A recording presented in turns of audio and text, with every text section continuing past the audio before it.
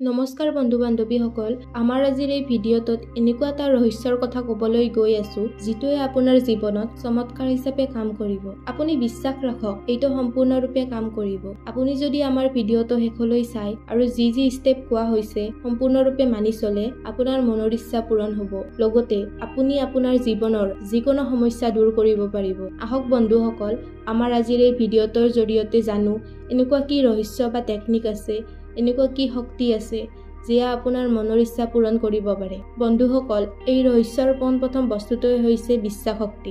যদি আপোনাৰ বিশ্বাস শক্তি প্ৰবল, আপুনি যিকোনো টেকনিক ফলো নকৰাক কিয় আপুনি 100% ৰিজাল্ট পাব। এতিয়া আপোনাক এনেকুৱা এটা সময়ৰ কথা ক'ম যিটো সময়ত আজিৰ ভিডিঅ'টোত কোৱা টেকনিকটো যদি ফলো কৰে আপুনি 100% ৰিজাল্ট পাব।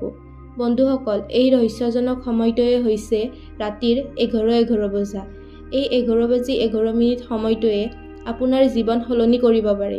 এই সময়ত এইখন ব্ৰহ্মাণ্ডৰ সকলো সূক্ষ্ম দৰ্জা খোলা থাকে। সেইবাবে এই সময়ত আপোনাৰ যিকোনো মনৰ ইচ্ছা পূৰণ কৰাত এই ব্ৰহ্মাণ্ডই সহায় কৰে। কিন্তু আপুনি এই ব্ৰহ্মাণ্ড আৰু ঈশ্বৰৰ ওপৰত বিশ্বাস ৰখাটো অতি দৰকাৰ। যদি আপোনাৰ বিশ্বাস নাই, তেতিয়াহ'লে আপোনাৰ ইচ্ছা পূৰণ কেতিয়াও নহয়। কিয়নো মনোকামনা পূৰণ হোৱাৰ বাবে বিশ্বাস আৰু ধৈৰ্য অতি প্ৰয়োজন। আপোনাৰ বিশ্বাস শক্তি যিমানেই ডাঙৰ হ'ব, সিমান সোনকালে আপোনাৰ মনোকামনা পূৰণ হ'ব। বন্ধুসকল, আহক আজিৰ টেকনিকটো সম্পূৰ্ণভাৱে জানো। যেতিয়া আপুনি এই টেকনিকটো কৰিব ওলাব, আপুনি সম্পূৰ্ণৰূপে ৰিলেক্স হৈ লওক। লগতে আপোনাৰ মনত যেন একো নিগেটিভ ভাৱ নাথাকে। এতিয়া আপুনি এখন বগা কাগজ লওক, লগতে এটা কলম লওক। কলমটোৰ কালাৰ যেন ক'লা নহয়, বাকী বেলেগ যিকোনো কালাৰ আপুনি ল'ব পাৰে। এতিয়া আপোনাৰ যিকোনো মনৰ ইচ্ছা এটা লওক।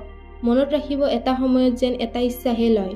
যেনে বহুত সময়ৰ পৰা আপোনাৰ কোনো ইচ্ছা পূৰণ হোৱা নাই, যিটো ইচ্ছা পূৰণৰ বাবে আপুনি বহুত দিনৰ পৰা ইচ্ছুক হৈ আছে। আপুনি কাগজখনত আপোনাৰ ইচ্ছাটো 11 বাৰ লেখক। আপোনাৰ ইচ্ছাটো ধন সম্বন্ধে, চাকৰি সম্বন্ধে, বিয়া সম্বন্ধে যিকোনো হ'ব পাৰে। আপুনি কাগজখনত লিখিব যে ধন্যবাদ প্ৰকৃতি, ধন্যবাদ ঈশ্বৰ, ধন্যবাদ ধন্যবাদ, মই মোৰ মন পচন্দৰ বস্তুটো পাই গ'লোঁ। উদাহৰণ হিচাপে আপুনি যদি চাকৰি বিচাৰি আছে, লিখিব মই এই চাকৰিটো পোৱাৰ বাবে ধন্যবাদ। আপুনি যি লিখে বৰ্তমান সময়ৰ ভাষাত লিখিব আৰু অনুভৱ কৰিব যে আপোনাৰ মনোকামনাটো পূৰণ হৈছে। লগতে আপুনি 11 দিনত লিখা লাইনকেইটা একে হ'ব লাগিব। ইয়াৰ পিছত কাগজখন দুটা জাপ কৰি সোঁ হাতেৰে আপোনাৰ হৃদয়ত লগাই লৈ আপুনি ঈশ্বৰৰ যি ৰূপকে মানে তেওঁৰ চিন্তান কৰিব আৰু অনুভৱ কৰিব যে আপোনাৰ মনোকামনাটো পূৰণ হৈছে। ইয়াৰ পিছত ওম এন্তেই ৰক্ষায়ে নমঃ মন্ত্ৰটোৰ 11 বাৰ জপ কৰিব। এতিয়া কাগজখন আপুনি শোৱা গাৰুৰ তলত লৈ শুব। আপুনি এনেকুৱা 11 দিনলৈ কৰিব। বন্ধুসকল, যিকোনো টেকনিক কাম কৰিবলৈ হ'লে আপোনাক দুটা বস্তুৰ প্ৰয়োজন, সেয়া হ'ল বিশ্বাস আৰু ধৈৰ্য।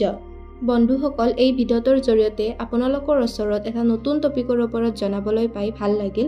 আশা থাকিল ভিডিঅ'টো চাই আপোনালোকে ভাল পালে। যদি ভাল পালে তেতিয়াহ'লে ভিডিঅ'টো এটা লাইক আৰু চেনেলটো ছাবস্ক্ৰাইব কৰিবলৈ নাপাহৰিব। ধন্যবাদ।